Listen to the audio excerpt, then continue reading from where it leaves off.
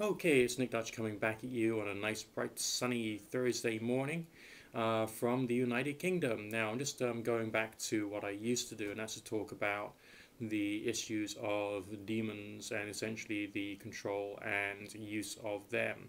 This is something I used to go on about in great detail in my early days here on YouTube, and it's something I think I really need to go into in greater detail. I had this comment which says, when you describe the demon as a mischievous teenager type, I feel as though that's relative to that side of myself that I hide from the rest of the world in working with my own demons. Would I be correct to assume that in my practice I would require evocation as opposed to invocation, or do you think that terminology is irrelevant?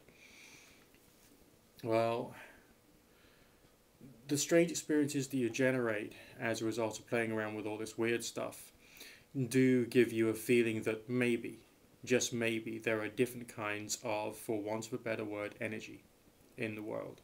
Okay? Different forms of consciousness at various different levels of maybe purity. If you think about it, the industry in the world, okay, it uses energy to be able to make pure elements, pure silicon for electronics, pure carbon for whatever pure carbon is used for, okay? And the process of both life and industry creates waste, and the waste itself can act as a pollutant. Now, if you were to think about consciousness being a bit like that, there's various levels of purity. And maybe there's like organic or industrial processes going on. This is just the way it seems, so I'm just talking from experience rather than necessarily stating any hard and fast facts here. Okay, so just imagine that like in the spirit world, for want of a better phrase, there's all kinds of processes of refinement, purification, digestion, metabolism, catabolism, and of course excretion or production of waste energy. But the energy itself is still a form of consciousness. So you got like your pure silicons and your pure carbons and pure iron and pure, whatever. But you've also got the slurry that's produced as a result of the process of consciousness interaction and consciousness activity. And this slurry is kind of like still useful. I mean, you may have pure intelligence, pure willpower, pure dedication, all these like really, really pure, noble, high ideas in the human mind. But then again, there's also resentfulness, bitterness, anger, frustration, and often about things which are not necessarily connected to reasoning or being well thought out or well structured or well understood.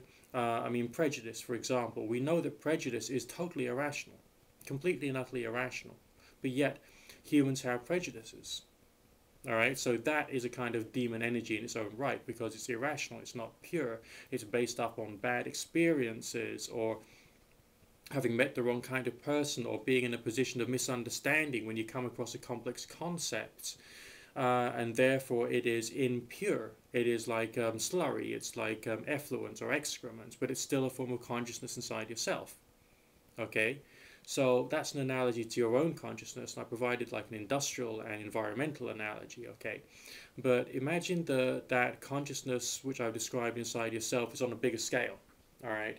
It's on the scale of the whole world that we're a part of, okay? And also all the interactions of different living things happening on some kind of etheric level, all right? So there's this slurry all over the place.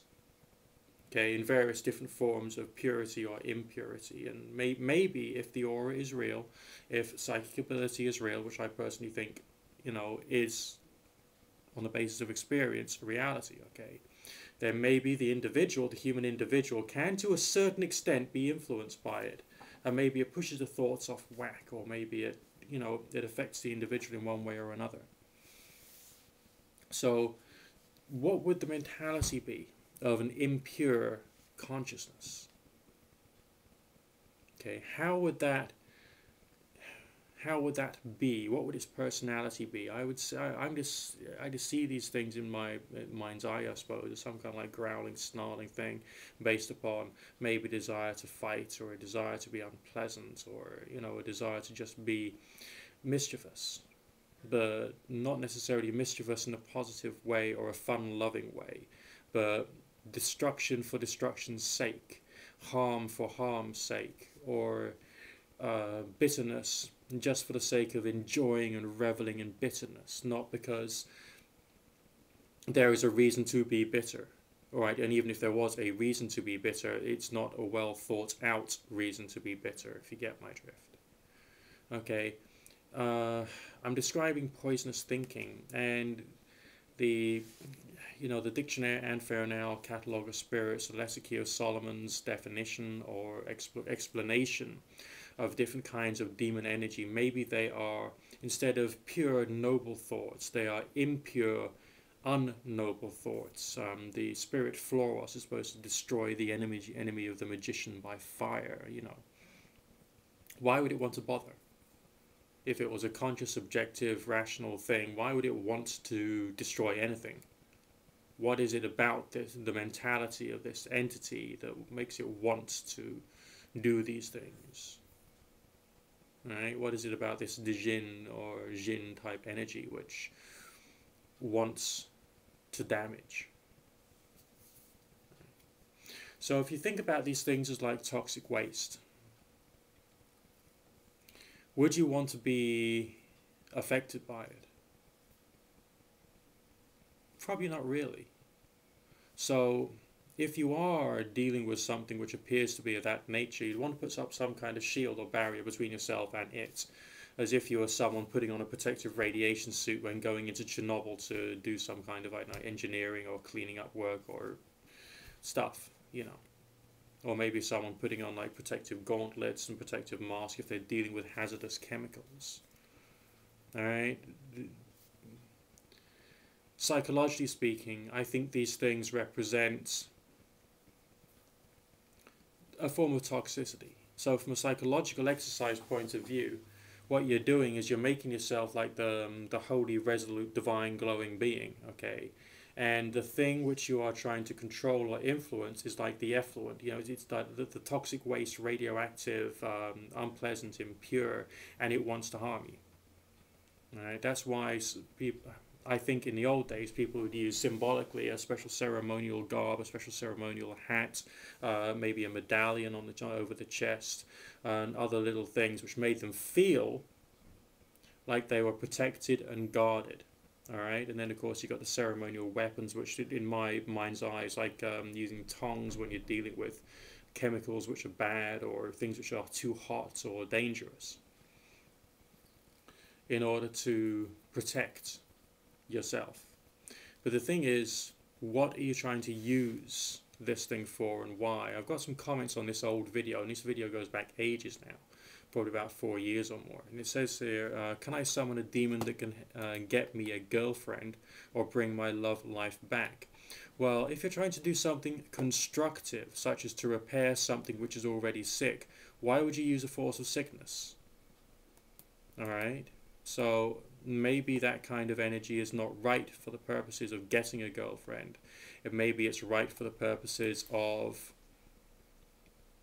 doing some kind of damage, or indeed exploring how damaging or damaged some forms of energy within yourself actually are. So to a certain extent, this is like self-exploration, if these things actually exist, okay, psychologically inside your own mind.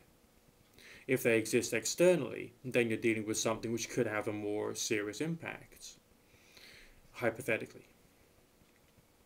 But the word there is hypothetically. We don't actually know. I mean, all the experiences I've had suggest that there is consciousness around all over the place and that we are all interconnected somehow.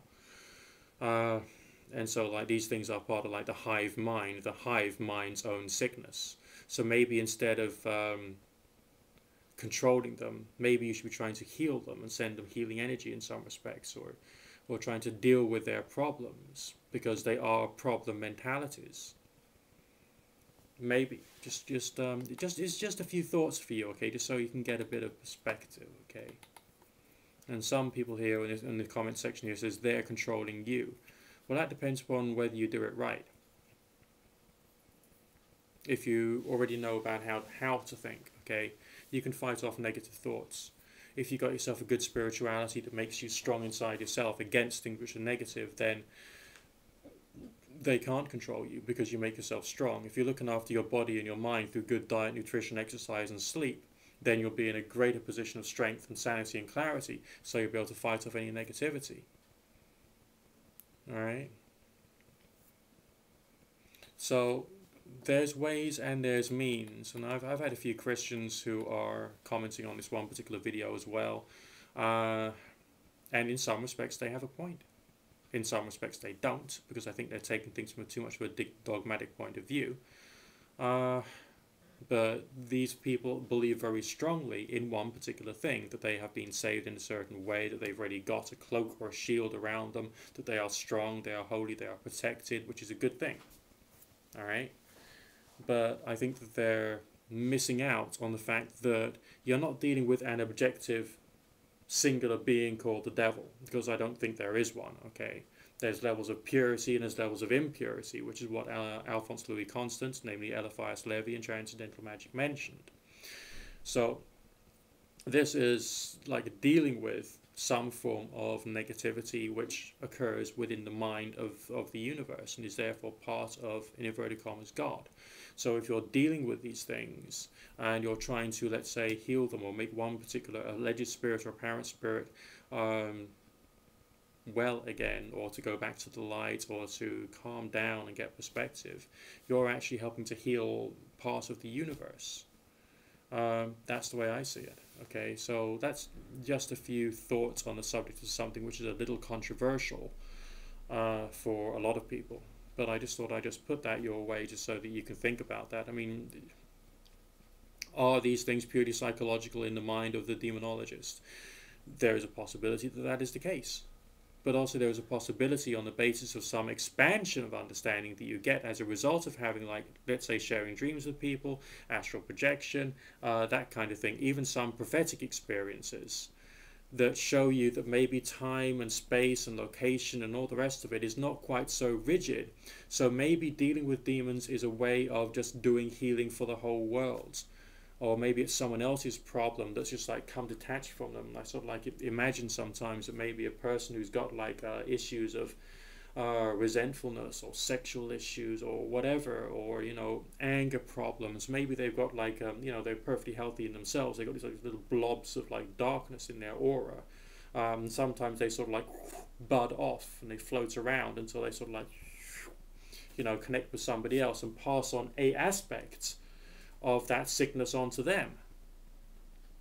And therefore there is a need for some forms of spiritual healing and spiritual protection or spiritual warfare to try and protect against little blobs of like toxic energy which is floating around the place. I know it's all a bit like left field and a bit sort of like weird, but I think that maybe that's part of the way in which it seems to work. I obviously don't know, none of us do, but experiences suggest that strange things do happen. And I just wanted to let you know, from my point of view, a bit about them. Thanks.